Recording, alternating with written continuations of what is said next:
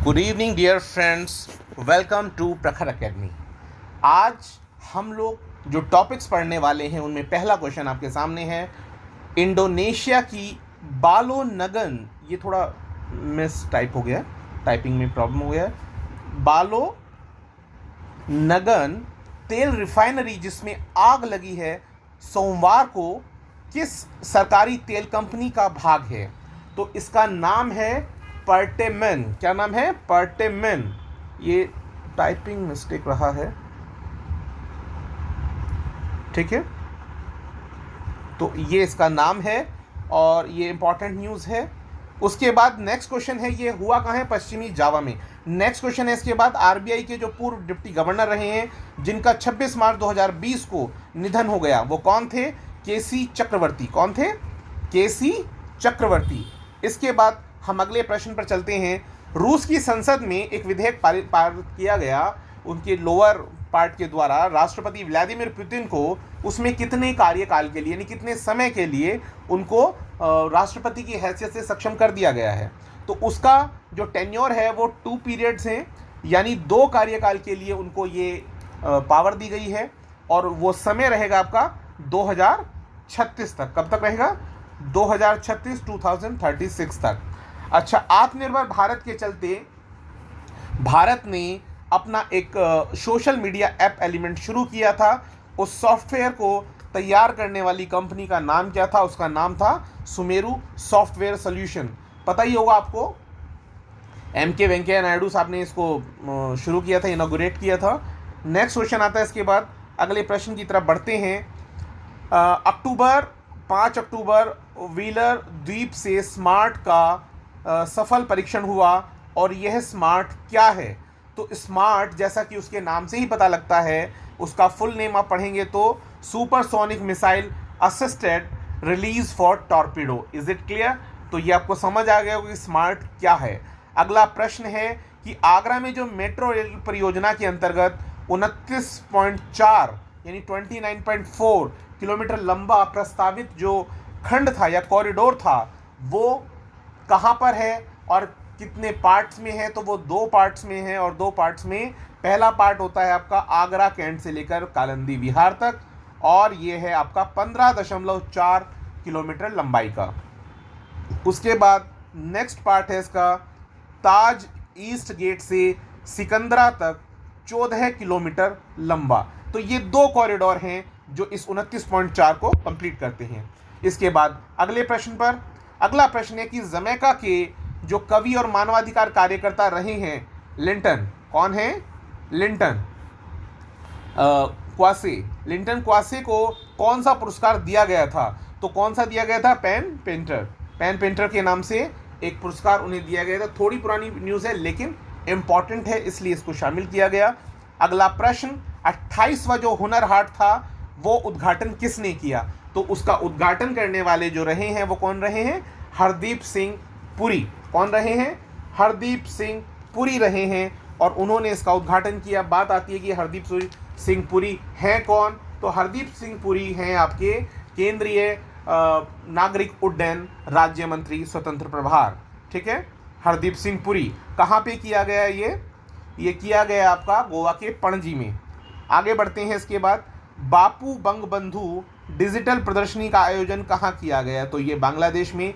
जब अभी हमारे माननीय प्रधानमंत्री महोदय जब बांग्लादेश गए तो वहाँ पर जो कार्यक्रम हुए उनको धीरे धीरे करके हम क्वेश्चन में शामिल कर रहे हैं। हुआ क्या कि अभी हम लोगों ने शुरू किया है तो इसमें काफ़ी प्रश्न जो हैं वो छूटे हुए हैं, तो मैंने उनको शामिल किया है। तो बांग्लादेश में ये हुआ है। अगला प्रश्न इसके बाद आता है, ये आ गया आपका लाइक शेयर एंड कमेंट। तो मैं उम्मीद करता हूँ कि जो पहली बार इसको देख रहे हैं तो प्लीज़ इसे लाइक करें, शेयर करें और इस पर आप सब्सक्राइब कर सकते हैं। इसके बाद आगे बढ़ते हैं। अगला क्वेश्चन है कि फूड वेस्ट इंडेक्स रिपोर्ट किस संगठन ने जारी की? तो इसको जारी करने वाले संगठन का नाम है यूएनईपी। क्या नाम है? यूएनईपी यानी यूनाइटेड नेशन एनवायरनमेंट प्रोग्राम, और दूसरा है आपका रैप। तो मैं बताना चाहूँगा कि जो आपका यूएनईपी है, यूनाइटेड नेशन एनवायरनमेंट प्रोग्राम, तो उसका जो हेडक्वार्टर है, उसका हेडक्वार्टर कहाँ पर है? उसका हेडक्वार्टर है नैरोबी में। कहाँ पर है? नैरोबी में। नैरोबी कहाँ है? केनिया में, ठीक है। और इसके जो हेड हैं वो हैं मिस्टर एंडरसन। मिस्टर एंडरसन इसके हेड हैं। और साथ ही आपका रैप है। रैप एक संगठन है जो प्रोडक्शन को देखता है कि प्रोडक्शन आपका वेस्ट ना हो। तो ये आपके दो संगठन हैं जिन्होंने मिलकर के इसको जारी किया, और इन्होंने बताया कि भारत में जो वेस्टेज होता है तकरीबन 50 किलोग्राम प्रति व्यक्ति प्रति वर्ष होता है, ठीक है। 2019 में ये बताया गया कि तकरीबन इतना हुआ, और 931 मिलियन टन भोजन की बर्बादी हुई इसके चलते। तो भारत में जो हाउस होल्ड फूड वेस्ट होता है वो तकरीबन कितना होता है? वो होता है 68.7 million ton. Is it clear? तो ये काफ़ी वेस्टेज है। तो ये स्टडी ये बताती है कि हम लोग खाने से ज़्यादा बर्बाद करते हैं, और अगर इसको संभाला जाए, इस अन्न को संभाला जाए, तो काफ़ी लोगों का पेट भरा जा सकता है, ठीक है। तो ये आपको याद रखना है कि ये वेस्टेज से बचना है भारत को। अगला प्रश्न आता है इसके बाद, world summit information society forum, इसका आयोजन किसने किया? तो इसका आयोजन किसने किया? ये आयोजन करने वाले थे यूनेस्को और ITU एंड UNDP।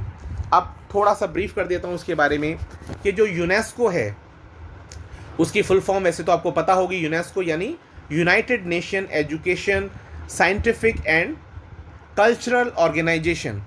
तो आपका जो यूनेस्को है, तो इस यूनेस्को के जो हेड हैं वो कौन है? वो है ऑड्रे अजोले, ठीक है। कौन है? ऑड्रे अजोले हैं। तो इसका हेडक्वार्टर कहाँ पर है? इसका हेडक्वार्टर है आपका पेरिस में। दूसरा है आपका ITU। ITU क्या होता है? ITU यानी कि इंटरनेशनल टेलीकम्युनिकेशन यूनियन है। इसका हेडक्वार्टर कहाँ है? ये जेनेवा में है। एस्टेब्लिश कब हुआ? 1865 में। इसके हेड कौन है? हाओलिन झाओ हैं। कौन है? हाओलिन झाओ। नेक्स्ट है इसके बाद आपका UNDP। UNDP मतलब यूनाइटेड नेशन डेवलपमेंट प्रोग्राम। तो ये जो है इसका हेडक्वार्टर कहाँ पड़ता है? इसका हेडक्वार्टर है आपका न्यूयॉर्क सिटी में, और इसके जो हेड हैं वो कौन हैं? उसके हेड हैं एकेम स्टेनर, ठीक है। तो ये थोड़ी सी जानकारी हुई इन संगठनों के बारे में। वैसे आपको डिटेल पढ़ना चाहिए, लेकिन मैं जब भी ये सामने आएंगे तो आपको और रिवाइज़ कराता रहूँगा, क्योंकि रिवाइज़ करने से हम लोग याद करते हैं, और हमारा जो मस्तिष्क है वो हैबिचुअल होता है। जितना हम याद करते हैं, हम याद करने से वो हमारी प्रैक्टिस में आ जाता है, और फिर हम किसी भी कंपटीशन में वो हमारे लिए ऐसा होता है जैसे बिल्कुल एक रेडी रेकनर की तरह, और जैसे ही हम ऑप्शंस देखते हैं तो हमारे सामने हमारे माइंड में एकदम उसका आंसर निकल आता है। तो अगला प्रश्न आता है इसके बाद, 67वें राष्ट्रीय फिल्म पुरस्कार किस राज्य को मोस्ट फिल्म फ्रेंडली स्टेट पुरस्कार उसने जीता है? कहने का मतलब ये है कि 67 जो नेशनल फिल्म अवार्ड रहे हैं उसमें किस राज्य को मोस्ट फिल्म फ्रेंडली स्टेट या राज्य के रूप में उसने पुरस्कार जीता है? तो वो कौन है? वो सिक्किम है। सिक्किम को ये पुरस्कार मिला। और उसके बाद अगले प्रश्न पर आते हैं, माउंट मेरापी ज्वालामुखी। माउंट मेरापी ज्वालामुखी जिसमें कि विस्फोट हो गया, वो किस देश में स्थित है? तो माउंट मेरापी कहाँ पर है? ये भी आपका इंडोनेशिया में है। और नेक्स्ट प्रश्न आता है, MiG-27 जिसका डिज़ाइन मूल रूप से किस कंपनी ने बनाया था? देखिए आज की डेट में MiG-27 HAL डेवलप कर रहा है, तो HAL कर रहा है, लेकिन वास्तव में उसको बनाने वाली कंपनी या उसका डिज़ाइन डेवलप करने वाली कंपनी जो पूर्व सोवियत संघ था, वहाँ की मिकोयान गुरेविच डिज़ाइन ब्यूरो के द्वारा इसको बनाया गया। उसके बाद नेक्स्ट क्वेश्चन, ये इंपॉर्टेंट है, अभी थोड़ा सा पुराना हो गया लेकिन इंपॉर्टेंट क्वेश्चन है, पहली शिप टनल कहाँ निर्मित की जा रही? देखिए जब भी पहला पूछता है तो ये एक इम्पॉर्टेंट बात हो जाती है कि पहला कौन है, आखिरी कौन है, या भारत की स्थिति क्या है। तो ये चीज़ें तीनों चीज़ें आपको पता होनी चाहिए। तो क्या है कि पहली शिप टनल कहाँ निर्मित की गई? वैसे आपको याद होगा, फिर भी मैं बता देता हूँ कहाँ पर है। ये नॉर्वे में है। कहाँ पर है? नॉर्वे में इसको बनाया जा रहा है। इसके बाद अगले प्रश्न पर हम बढ़ते हैं। अगला प्रश्न है, Shaheen 1A Shaheen 1A missile की मारक क्षमता कितनी है? तो इसकी मारक क्षमता कितनी है? ये है 900 किलोमीटर। कितनी है? ये है 900 किलोमीटर। और इसके चलते आपको ये भी पता होगा कि ये जो शाहीन है वो किसका है? शाहीन पाकिस्तान का मिसाइल है। और पाकिस्तान की और मिसाइल्स के बारे में भी आपको पता होगा। उसकी और मिसाइल कौन कौन सी हैं? एक गजनवी है। कौन सी है? गजनवी है। और एक और है उसकी गजनवी के साथ बाबर, ये नाम आपने सुने होंगे। तो गजनवी की रेंज क्या है, कोई मुझे बता सकता है? अगर बता सकते हैं तो कमेंट सेक्शन में लिखें। चलिए मैं बता देता हूँ, ये कितनी है? 290 है। कितनी है? 290 किलोमीटर है। आप मुझे बताएं बाबर की कितनी है? 900 किलोमीटर किसकी बताई गई है आपको? 900 किलोमीटर है शाहीन की। शाहीन 1A, इसको हम हत्फ के नाम से भी जानते हैं। हत्फ नाम से भी इस मिसाइल को जाना जाता है। Is it clear? चलिए आगे बढ़ते हैं। इसके बाद नेक्स्ट क्वेश्चन है, बांग्लादेश और भारत के बीच चलने वाली मिताली पैसेंजर ट्रेन किन किन स्थानों को जोड़ती हैं? देखिए, मैं मिताली के बारे में बताने से पहले आपको ये बता दूं कि इससे पहले भी 2 ट्रेन चली हैं भारत और बांग्लादेश के बीच में, एक मैत्री और दूसरी बंधन। और अब कौन सी है? मिताली है पैसेंजर ट्रेन जो चली है भारत के न्यू जलपाईगुड़ी और बांग्लादेश के ढाका कैंट, इन दोनों को जोड़ने वाली है। ठीक है। और ये सारा कार्यक्रम कब हुआ? जब हमारे प्रधानमंत्री कहाँ गए? बांग्लादेश। अच्छा, बांग्लादेश गए क्यों? क्योंकि सन 1971 में 1971 में हुआ क्या था?